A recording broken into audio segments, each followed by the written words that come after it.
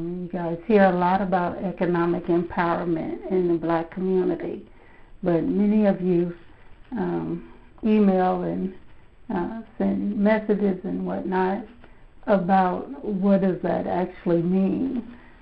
How do you have economic empowerment in the black community? How do we go about starting it or getting it started, or how do you achieve it? How do you maintain it?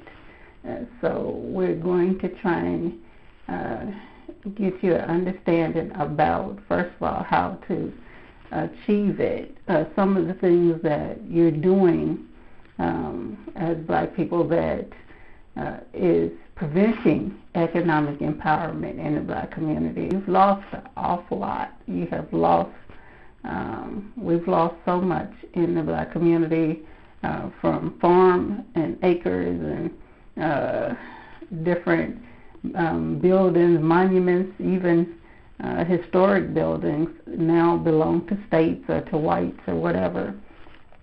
So the loss has been, integration caused you to lose so much, and unfortunately getting those things back will be they were taken systematically, which means getting them back will have to be done systematically.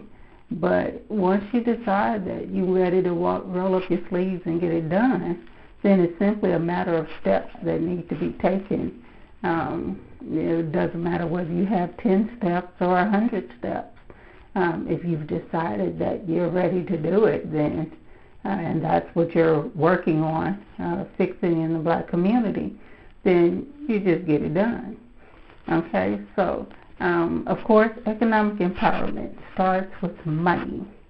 And unfortunately, one of the things that integration did was it kind of flipped the script on black people. From 1900 to 1950, I told you, black people were capitalizing on their skills. They were no longer waiting for white people to build schools or waiting for whites to treat them right or whatever.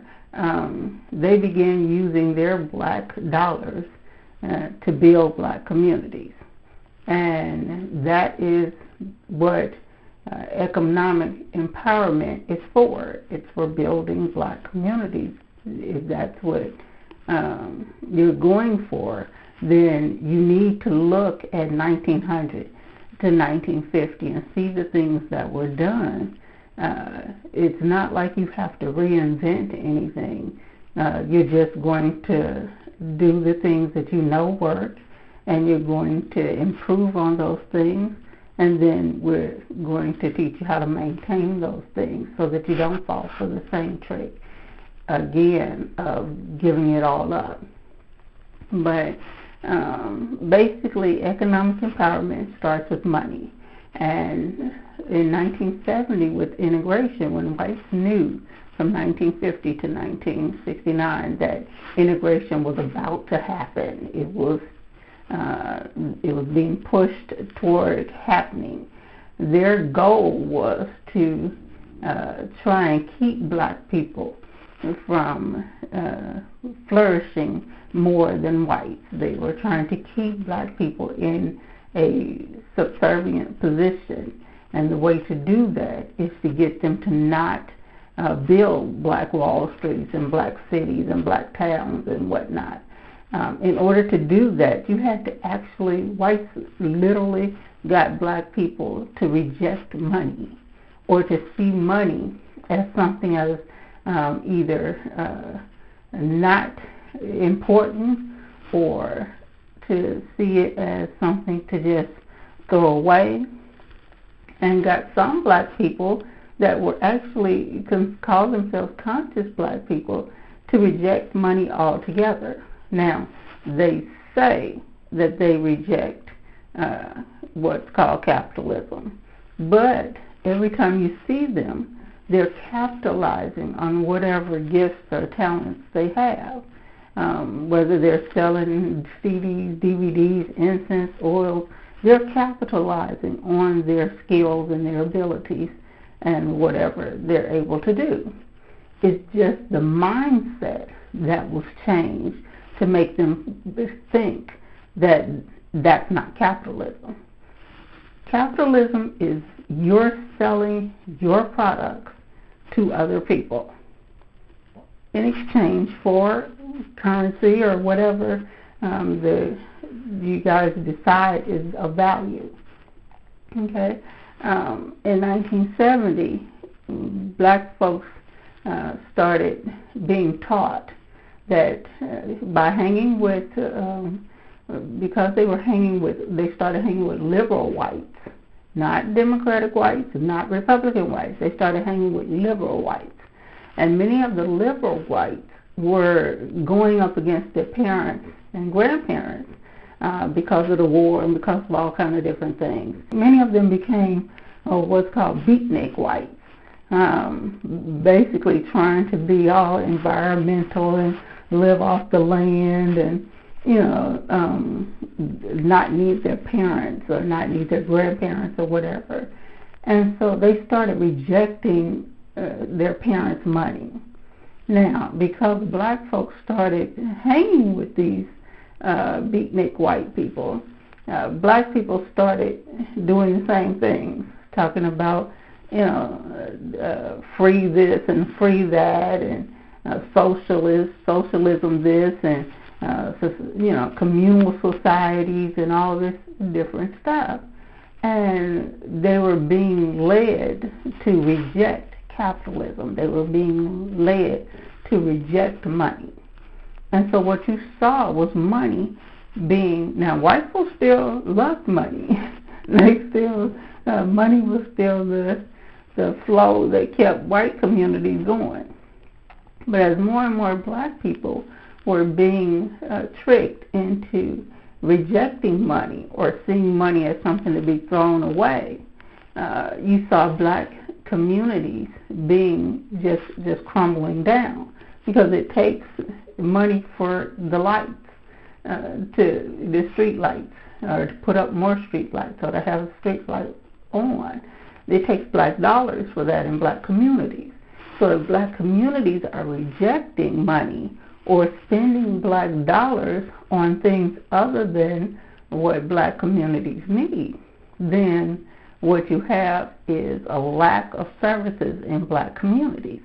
If you have people more willing to spend their money on big screen TVs that white companies sell than to spend their money on the things that black schools need, well, then you see education start to fail.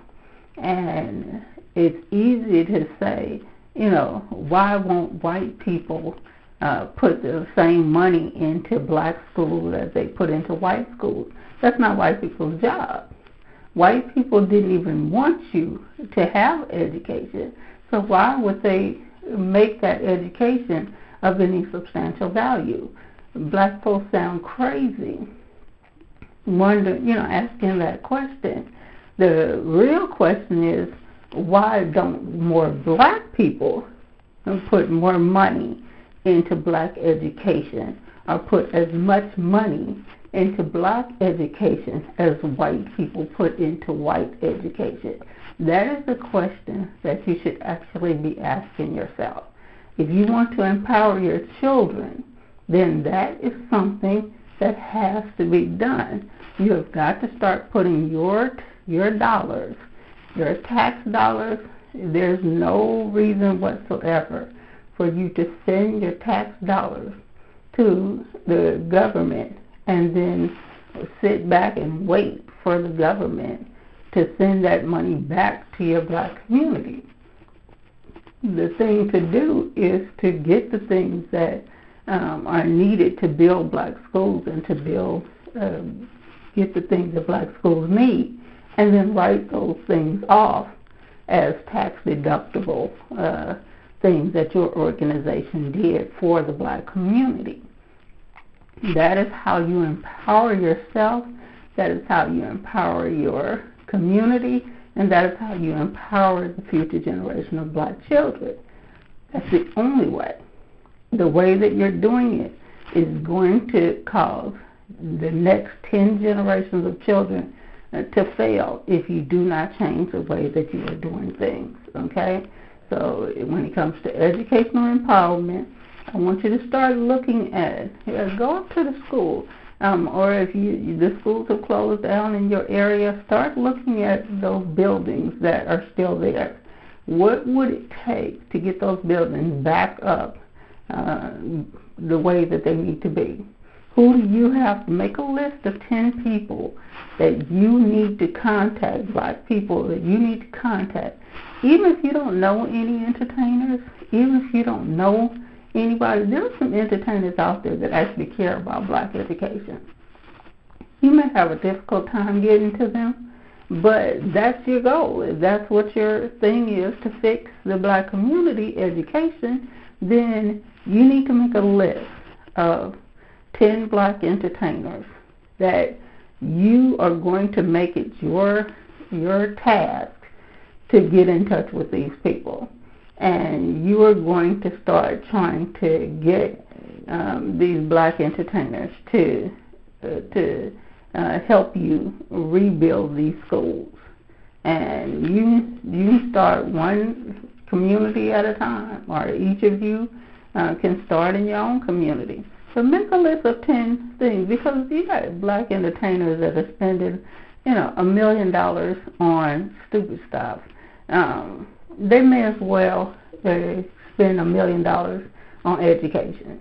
And if you have whites that can donate $10 million to white education, then you need to present that to a black entertainer and let them know that, here, look at this. There's this white person that has donated $10 million to this white school, and we need you to donate, $1 million, $5 million, $10 million to building to the education of black children in the neighborhood where you came from. Okay, and that's empowering not only you, your community, and the children, but now you're actually empowering some of these entertainers that have basically lost their mind, only because there's not enough people around them to let them know, what needs to be done or what can be done, or even what they're able to do. So make that your task. Make a list of names and make it your task. It's not going to be easy, but if you're trying to empower through education, then you roll up your sleeves and you get it done.